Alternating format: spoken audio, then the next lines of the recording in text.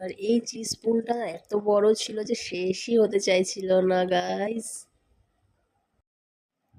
হ্যাঁ guys, welcome back to my channel. আজকে আমি চলে এসেছি শিলিগুড়ি একটা দারুণ কোরিয়ান থিম রেস্টুরেন্টে, যেটা এই গণপতি প্লাজাতে আছে। এটা দার্জিলিং মোড় থেকে খুবই কাছে। তো চলো ভেতরে যাওয়া যাক। আর এই রেস্টুরেন্টের বাইরে এই যে থাকালি বলে যে রেস্টুরেন্টটা দেখছো, এখানে কিন্তু অথেন্টিক নেপালি ডিশ পাওয়া যায়। আর আমরা যে রেস্টুরেন্টটাতে এসেছি এটা কোরিয়ান রেস্টুরেন্ট। চলো ভেতরটা দেখি, ভাইবটা কেমন। ও দেখতেই পাচ্ছ এত সুন্দর ভাইব। আর এই দেখো ভেতরে ঢুকেই পুরো কে পপ ভাইব গাইস, চারিদিকে বিটিএস ব্যান্ডের পিকচার দিয়ে সাজানো। তো তো বিটিএস ফ্যানদের জন্য দারুণ হেভেন। আর কোরিয়ান ডিশগুলো কিন্তু এখানে খুব সেরা পাওয়া যায়। তো এখানে সেই ফার্স্টে ট্রাই করলাম ওদের ফেমাস মকটেল কাম্বুজা। এই কাম্বুজাটা কিন্তু ভালোই ছিল খেতে, দারুণ রিফ্রেশিং এই গরমে, দারুণ সুন্দর।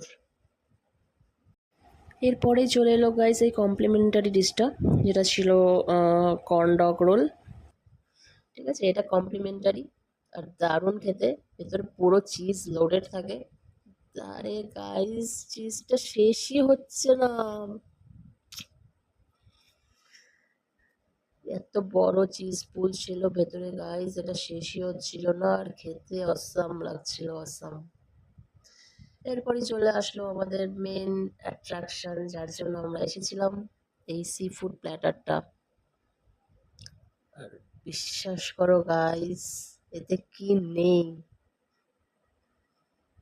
মানে একটা জাম্বো সাইজের ক্র্যাব, জাম্বো সাইজের প্রন। তোমরা কে কে ক্র্যাব লাভার গাইস, কমেন্টে অবশ্যই জানিও। আমি তো ক্র্যাব খেতে ভীষণ ভালোবাসি। আচ্ছা, এছাড়াও অনেকগুলো ছোট ছোট প্রন ছিল এর মধ্যে, স্কুইড ছিল, এছাড়াও ছিল স্পাইসি পটেটো। হুম, সব মিলিয়ে প্ল্যাটারটা দারুণ ছিল। আর হ্যাঁ, আমরা এটা স্মল প্ল্যাটার নিয়েছিলাম, এটাতেও তোমরা ৩-৪ জন অনায়াসে খেতে পারবে।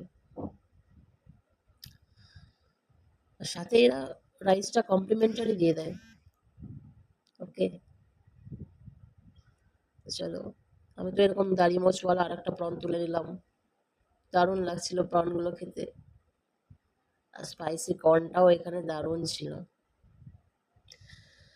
তো খেতে খেতে গাইস আর একটা মকটেলের দরকার।